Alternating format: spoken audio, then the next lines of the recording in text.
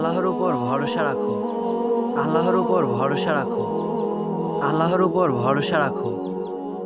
আব্দুল্লাহ বিন আব্বাস রাদিয়াল্লাহু তাআলা আনহু বলেছেন, একদিন তিনি রসুল সাল্লাল্লাহু আলাইহি সাল্লামের পেছনে, তখন রসুল সাল্লাল্লাহু আলাইহি সাল্লাম তাকে বলেছেন, হে তরুণ, আমি কিছু কথা শেখাবো, তুমি আল্লাহর নির্দেশে সংরক্ষণ করবে, তোমাকেও তিনি সংরক্ষণ করবে।